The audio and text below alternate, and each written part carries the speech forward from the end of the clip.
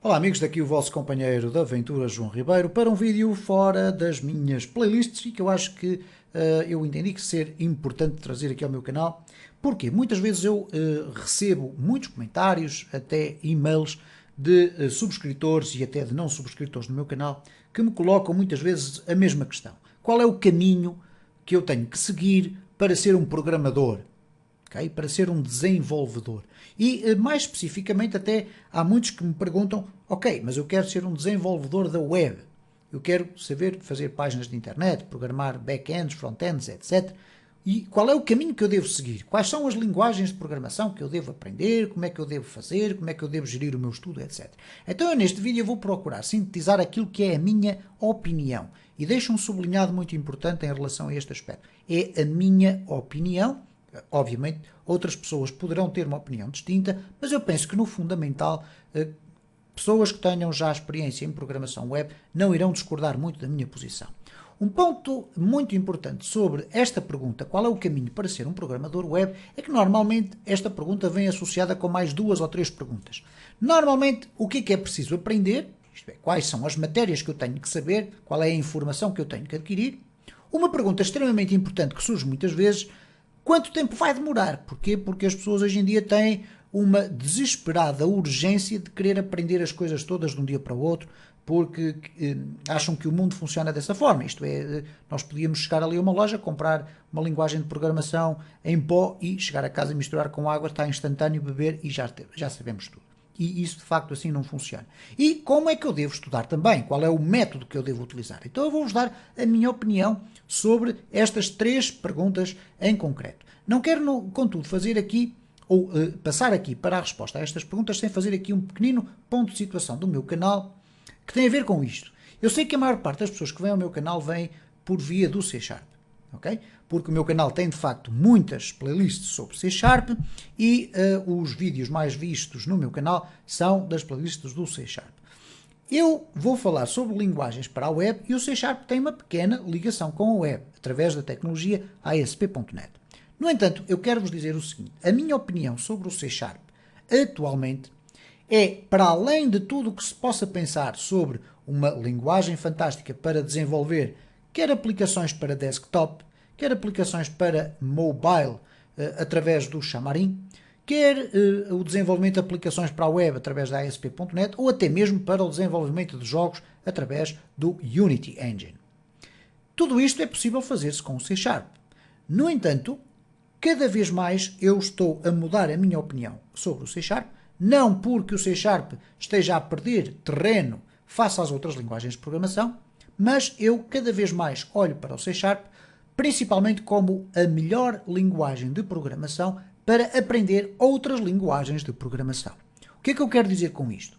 Se vocês vierem ao meu canal e seguirem as playlists sobre C Sharp, eu garanto-vos que vocês vão ficar com uma base extraordinariamente sólida sobre o que é uma linguagem de programação.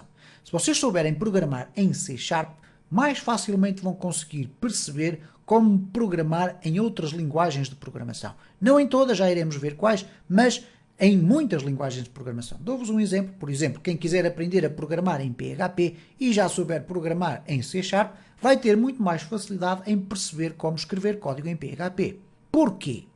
Principalmente por uma característica basilar da linguagem C Sharp. É que ela é baseada na sintaxe de uma linguagem chamada C. E todas as outras linguagens chamadas de médio e alto nível, como é o caso do C++, como é o caso do PHP, todas elas são baseadas nessa mesma sintaxe. O que é que isso quer dizer? Que se vocês souberem programar em C Sharp, mais facilmente vocês vão perceber como é que se escreve em código nessas outras linguagens de programação. Então eu cada vez mais vejo o C Sharp como uma forma de nós percebermos conceitos tão extraordinários como a programação orientada por objetos, a construção de ciclos, o que são variáveis tipificadas, o que são coleções, o que são classes, polimorfismo, hereditariedade. Todos esses conceitos, que são conceitos basilares de uma linguagem de programação robusta, o C Sharp tem. Então, ao aprender C Sharp, vocês não estão só a aprender uma linguagem de programação para criar pequenas aplicações desktop que até resolvem problemas lá na vossa empresa, mas estão fundamentalmente a criar as bases sólidas que vos vão permitir mais rapidamente poder aprender outras linguagens de programação, como é, por exemplo, o caso do JavaScript. Por que não? Ok? Então, é esta a visão que eu queria deixar aqui antes de avançar para a minha opinião sobre aquelas 3 perguntas. O que é que eu preciso de aprender para ser um programador web? Vocês vão encontrar, muitas vezes na internet, este tipo de questão e o que é que eu tenho que aprender, e de um momento para o outro vocês querem já começar a construir coisas extraordinariamente complexas e esquecem-se que há 3 pilares fundamentais da web: HTML, CSS e o JavaScript. Muita gente deixa o JavaScript para o fim e às vezes até passam por cima do JavaScript, porque a partir do momento em que começam a perceber HTML e CSS, começam a ter a possibilidade de ver coisas aparecer no seu browser. E o que é que eu quero dizer com isto? O HTML, como eu já tive a ocasião de referir aqui no meu canal em diversos vídeos, é uma linguagem, não propriamente uma linguagem de programação, mas é chamada uma markup language, uma linguagem de marcação, e que tem como principal função construir o esqueleto de uma página de internet. Okay? E por vezes eu estou a dizer isto de uma forma, desta forma tão simples, porque há muita gente que continua a colocar comentários e a enviar-me questões porque não percebem muito bem qual é a relação entre estas linguagens, ok? E muitas vezes dizem, então, mas eu com HTML só não consigo fazer uma página de internet. Claro que conseguem, só que não vão conseguir fazer uma página de internet tão rica em termos de aspecto e de funcionalidade como se fizerem uma página utilizando estas 3 tecnologias. Então, o HTML é fundamental e eu penso que é por aí que vocês devem sempre começar. Perceber como é que se constrói o esqueleto de uma página de internet. Mesmo que vocês depois queiram desenvolver competências em áreas tão diferentes como trabalhar com WordPress, ou fazer páginas de internet de raiz, ou até trabalhar em back-offices, por exemplo, trabalhar só em aplicações da web. Vocês vão precisar sempre de ter conhecimentos sólidos de HTML.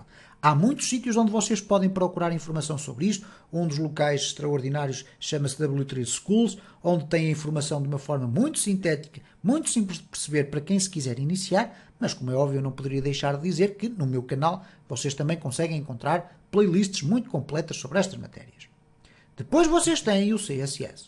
O CSS, o Cascading Style Sheets, é a linguagem markup que vocês vão associar à vossa página de internet para que ela fique mais bonita, ok? Para que ela tenha cores, para que ela tenha organização espacial, para que vocês possam colocar cada elemento da página de internet no sítio que vocês desejam, etc. E, portanto, quando vocês estiverem a utilizar ou a estudar HTML, é bom que vocês comecem apenas pelo HTML, como é que se estrutura, como é que se colocam ali as tags do HTML por ali abaixo, mas assim que vocês puderem ir acrescentando CSS ao vosso código, vocês vão ter 2 coisas fundamentais. Primeiro, vão começar a ver a relação entre estas 2 linguagens markup, mas principalmente vocês vão também enriquecer a vossa vontade de estudar, porque vão começar a ver coisas com uma estrutura muito mais interessante. Por exemplo, uma coisa é nós construirmos uma página de HTML, ponto final, sem qualquer tipo de estilos, em que o texto é quase todo negro, a não ser, por exemplo, as hiperligações que ficam com aqueles tons de azul. Mas se vocês ao associarem CSS, por menos que sejam, começam a poder alterar as cores dos textos, alterar o posicionamento dos textos e eventualmente até utilizando umas bibliotecas, como é o caso do Bootstrap, vocês começam a ter a possibilidade muito rapidamente de fazer uma página de internet com um aspecto quase profissional, ok? Sem grandes conhecimentos, sem uma coisa extraordinariamente aprofundada. O que é que o JavaScript vem aqui depois incorporar? A questão da interatividade e de muitas funcionalidades. E o JavaScript é, de facto, ou tem sido até há bem pouco tempo atrás, considerado como o irmão menos interessante desta tríade que aqui está. E, de facto, é provavelmente precisamente o contrário. O JavaScript é, ou está a assumir-se como a principal linguagem de programação para a web. Porquê? Não pelo JavaScript em si, mas pela quantidade de frameworks que existem neste momento na cena do desenvolvimento, como é o caso do Node.js, Angular, Vue, etc, etc. Podíamos estar aqui a falar sobre o React. Enfim, uma enorme quantidade de soluções de JavaScript. Porquê? Porque com JavaScript nós poderíamos quase construir uma página de internet sem utilizar ficheiros de HTML de uma forma direta e ficheiros de CSS de uma forma direta, ok? Dizendo isto assim de uma forma muito geral. Não quer dizer com isto que se vocês estudarem JavaScript vão conseguir fazer páginas de internet XPTO. Não. Vocês precisam ter primeiro a base do HTML, mesmo que não saibam fazer tudo no HTML. Depois o CSS, a mesma coisa, não precisam de saber tudo do CSS, precisam de saber o básico, precisam de entender como é que o CSS funciona. E o JavaScript vocês não o devem deitar fora. Porquê? Muita gente vai olhar para o HTML e para o CSS e vai perceber aquilo de uma forma extraordinariamente simples, porque são, de facto, linguagens markup, não têm grandes lógicas a funcionar por trás, e por conseguinte as pessoas vão começar a escrever e vão ver resultados. Já com o JavaScript é uma linguagem de programação um bocadinho mais elaborada, em que você já tem a possibilidade de utilizar variáveis, construir ciclos, construir funções, etc. E a coisa torna-se um bocadinho mais complexa, daí que para aqueles que estão a iniciar, muitas vezes abandonem o JavaScript, ou pelo menos coloquem o JavaScript de lado. Porquê? Porque aquilo é mais complicado e se calhar não vai ser necessário, porque eu tenho estado a experimentar aqui HTML e CSS e já começo a ver coisas a aparecer no ecrã. Cuidado com isso, porquê? Porque vocês precisam destas três componentes para criar projetos sólidos, ok? Posto isto, para não perdermos muito mais tempo, é a eterna questão do tempo.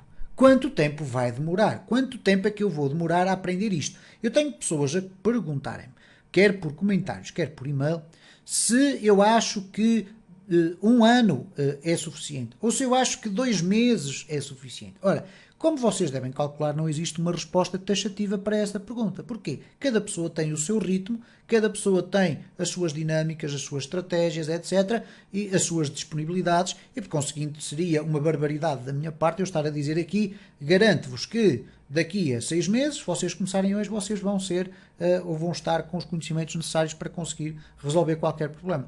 Eu tenho um percurso de 20 anos, mais de 20 anos de aprendizagem autodidata e ainda hoje, todos os dias, eu estou a estudar as tecnologias que vão surgindo. Portanto, este é um processo de uma vida, mas não quero, obviamente, dizer que vocês necessitam de gastar 20 anos da vossa vida para conseguir chegar a um nível de conhecimento que seja suficiente para vocês poderem trabalhar nesta área.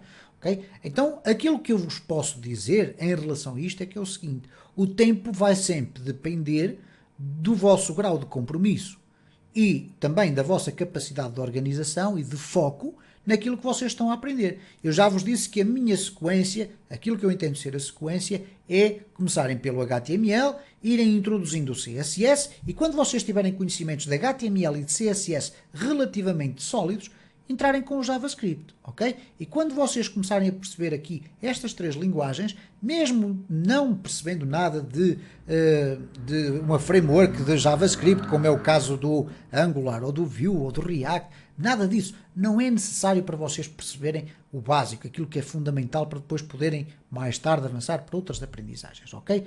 E, portanto, em relação ao tempo, eu não tenho uma resposta para vos dar.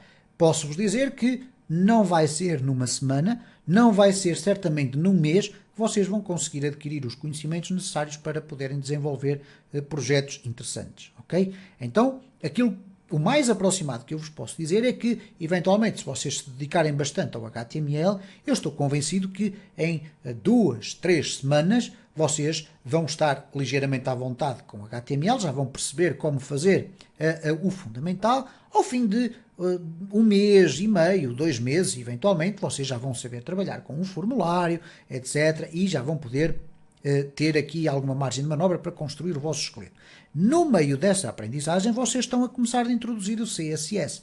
E o CSS é uma coisa que se introduz dentro do vosso código de uma forma extraordinariamente simples. Colocar um texto de uma cor diferente, etc. Com o tempo, depois vocês vão evoluindo. Com o JavaScript vai ser mais demorado, porque o JavaScript é uma linguagem mais complexa. Então vocês irão demorar sempre mais tempo. Eu arriscaria a dizer, não querendo lançar aqui, enfim, uma discussão brutal sobre isto, que na maior parte dos casos, pelo menos, no mínimo, meio ano é o tempo suficiente para vocês ficarem com um conhecimento base daquilo que é necessário para construir uma página de internet com princípio, meio e fim. Okay? Não estou a falar de construir uma página de internet onde aparecem 4 imagens e um título. Okay? Estamos a falar da construção de uma página de internet com conteúdo estático, ali com alguma interação, etc. Nem sequer estamos a falar de bases de dados, nada disso. Não vamos falar sobre isto neste vídeo. Irei reservar um outro vídeo para falar sobre o passo seguinte. Okay? Mas pelo menos 6 meses de dedicação, de estudo diário, enfim, eu já vou falar sobre isso, eu acho que é fundamental. Porquê? Porque depois é a questão que surge como a questão final. Como é que eu devo estudar? Ok, eu quero aprender rápido, ok? E sendo que o aprender rápido normalmente é inimigo da perfeição, porque nós, ao aprender rápido, não estamos a tentar perceber o que estamos a fazer, queremos é tentar embrulhar conhecimento e depois não percebemos muito bem o que estamos a fazer, e quando surgem novos problemas, afinal nós não sabemos programar, sabemos é copiar código. Mas eu tenho aqui 3 lemas que eu acho que são fundamentais. Vocês, para aprenderem, vocês têm que escrever muito código. Esqueçam aquela ideia de ir ver 2 vídeos no YouTube e ok, agora já sei fazer isto, vou desligar o computador e vou ali ver a minha série preferida. Não. Vocês têm que ver um vídeo e têm que escrever código. Têm que começar a escrever código. Têm que ver onde erram. Têm que ver onde estão os erros. Têm que ver quando estão a escrever o código e ele não funciona. É o melhor mecanismo de aprendizagem. É quando nós escrevemos algo, temos a certeza que vai funcionar e não funciona. E quando nós conseguimos chegar à resolução daquele problema que nós próprios criamos com defeitos do nosso código, nós vamos estar a aprender. É assim que se aprende. Perceber o que o código faz significa basicamente o quê? O que é que faz o código? Muitas vezes as pessoas vão à procura na internet de uma solução já concebida e fazem o copy e o paste. Isto faz isto, portanto eu já não tenho sequer que me preocupar com o resultado final. Ora, isso é um erro em termos de aprendizagem. Porquê? Porque se vocês não lerem o código e não tentarem perceber o que é que cada uma daquelas instruções faz, o que vai acontecer é que da próxima vez quando surgir o mesmo problema, vocês vão novamente procurar um copy e paste. Okay? Copiar e colar, fazer corte e costura, como eu costumo dizer. Então, como desafio final que eu vos deixo, para todos aqueles que querem aprender, é de facto vocês escreverem muito código, criando e resolvendo desafios. O que é que são estes desafios? São desafios que vocês têm que colocar a vós próprios. Isto é, se vocês estão a aprender uma linguagem de programação, por exemplo, o HTML e o CSS, vocês estão certamente a ler um livro, a ver um conjunto de vídeos, uma sequência de vídeos do canal de João Ribeiro, seja o que for. E vocês estão até a copiar algum código que ali aparece. Mas aquilo que deve estar constantemente na vossa mente é que vocês devem desafiar-se a vós próprios. Isto é, ok, eu acabei de perceber como é que eu crio aqui um cabeçalho, um conteúdo e um rodapé da minha página. E se eu agora tentasse criar uma página para uma pequena empresa? Vamos aqui deslaçar esse desafio. Eu quero ter aqui uma página que vai ter a página do home, vai ter o contactos, vai ter aqui os serviços. Então vamos fazer essa página. E é com esse tipo de dinâmica que vocês vão começar a usar os conhecimentos que vão adquirindo nos vídeos, porque os vídeos não vos dão soluções, eles apenas vos indicam pistas, dão-vos informação para vocês, a partir desse momento, dizer assim, ok, então eu agora já sei como é que isto se faz, então agora vou fazer essa aplicação naqueles desafios que eu vou largar para mim. Okay? O vídeo já vai longo, vocês sabem que eu gosto de falar muito sobre isto e depois vou-me estendendo, mas eu acho fundamental de vez em quando trazer ao meu canal este tipo de vídeos. Para quê? Não só para voltar aqui a explicar para as pessoas que estão agora a começar qual é o percurso que devem fazer, mas principalmente para todos aqueles que também já estão no meio do percurso, recentrar estas questões, porque por vezes fico com a ideia, por alguns comentários, que há pessoas que perdem um bocadinho o fio à meada no meio destes percursos. Então, fiquem com esta informação, espero que tenha sido útil para todos aqueles que seguem no meu canal. Eu prometo que vou trazer mais vídeos sobre isto